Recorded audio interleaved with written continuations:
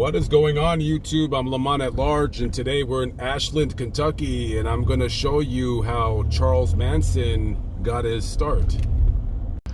Currently, we are walking down Hilton Avenue here in Ashland. Now, let's talk briefly about Charles Manson's history. He was born November 12th, 1934 at a hospital in Cincinnati, Ohio. When his mother gave birth to him at the time, she was only 16 years old. Her name was Kathleen Maddox. On his original birth certificate, it simply says no name Maddox. I guess she couldn't decide whether to name him after her father or not. So she gives Charles her maiden name. Charles Manson's biological dad, his name was Colonel Walker Scott. He was a 24-year-old alcoholic laborer from here in town. So you have a baby that's born to a 16-year-old. Manson said that she was a prostitute. There's really no proof of whether she was an actual prostitute or not. She was probably more of a party girl than anything. And his father is 24 years old and out sleeping around with teenagers. So, I mean, already a bad start in life.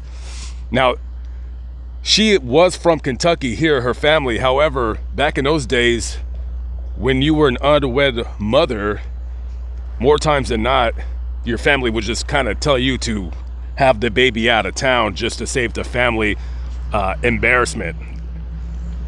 So anyways, she has the baby in Ohio. She comes back down to Kentucky, and immediately the father wants nothing to do with him, and she eventually had to file a paternity suit against Colonel Walker Scott. She wins that, and she also gets child support payments from Colonel Scott. By the way, his given name is Colonel. He wasn't really a colonel, and he was never in the military, but he would often go around claiming that he was. His child support payments were $5 a month.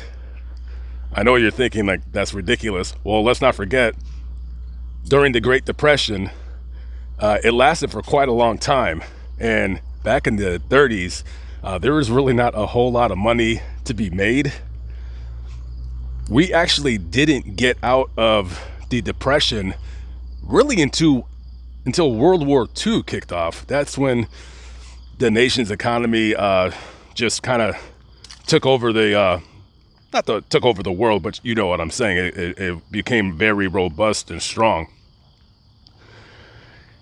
And this kid, Charles Manson, just reading briefly on his history, didn't even have a chance to be a normal person. Now, I'm not going around saying like, oh, poor Charles Manson, oh, I feel bad for him. No, I'm not saying that. But when you have a mother who's never around to take care of you because she's out drinking and partying and shacking up with guys, and then she commits an armed robbery with her brother and gets sentenced to 5 years in prison, and then you're going from home to home to home to home, never really having a proper family structure, that's gonna screw you up as a kid. And if you see this house right in the middle of your screen, this was Kathleen's grandmother's house. And Charles was raised in many, many different houses in and around Kentucky, West Virginia, and Ohio. But that would be just one of the houses that he grew up in as a kid. And again, like I said, he never had a chance. I mean, talk about just born to lose. Sad as it is to say. Our next stop is going to be on the 600 block of Pollard Road. On May 27th, 1969, Darwin Scott, who was the brother of Colonel Walker Scott, Charles Manson's biological father, he was killed right here. A lot of people think that Charles Manson committed this murder.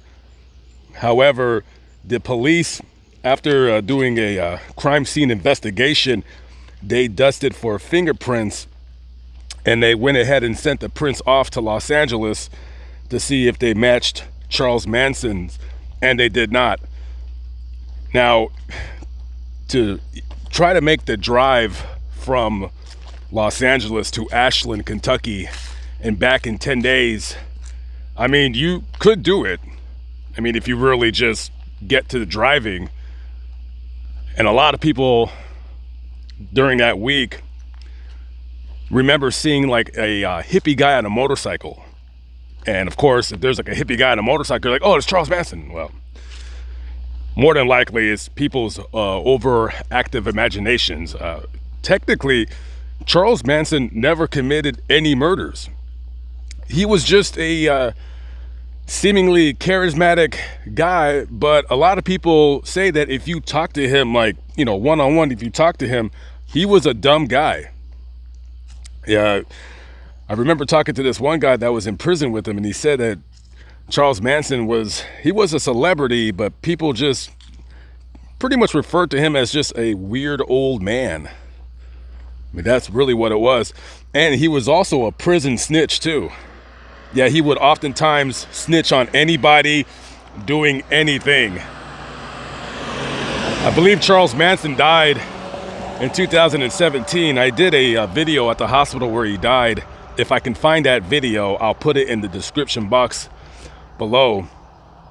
But this guy, Darwin Scott, he was no stranger to law enforcement and prison. He used to commit crimes involving liquor. He did like, I think he did like 4 years in prison over some kind of liquor theft. I'm not really sure what that is. So yeah, he was also not a good person, just another part of a real messed up family. And this is the location right here where Darwin Scott was stabbed. I think he was stabbed about 20 times. And this murder still remains unsolved to this day. And here we are, the final location. We are at the Catlettsburg Cemetery here in Catlettsburg, Kentucky. And I'm gonna show you the grave of Charles Manson's father. This is the statutory rapist, Colonel Walker Scott. All right. He died when he was 44 years old of cirrhosis of the liver. And I don't know who this is. I don't know if they're related. It's kind of funny how it's the same name, but just switched around.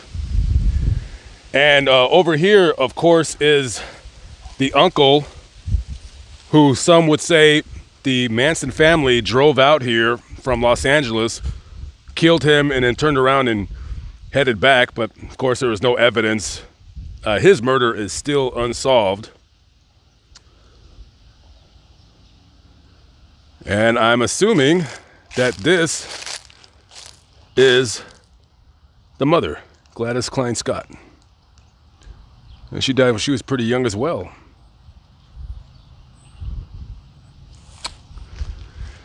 Okay.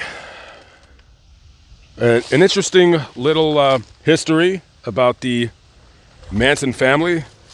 And by the way, before I end the video, I wanted to show you something else. I did not know, but this is a fun little fact, that in this same cemetery also is James McCoy. He's buried somewhere right here.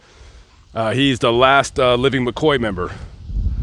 Right there, you know, the feud between the Hatfields and the McCoys. Maybe I'll do a video on that one day, or maybe my buddy Mobile Instinct will want to do that video. There would be a lot of locations, a lot of driving, a lot of digging in history. I totally would love to do it. Maybe I will. Maybe I'll do it next year. Maybe I'll do it tomorrow. Anyways, guys, I'm out of here. It's getting cold. This is the first day that I've wore a hoodie in quite some time, and the wind is picking up. Tonight, the temperature is going to be 43 degrees, and I'm going to be shivering in my van. Anyways, guys, hope you enjoyed that video. I'll catch up with you on the next one. Peace out.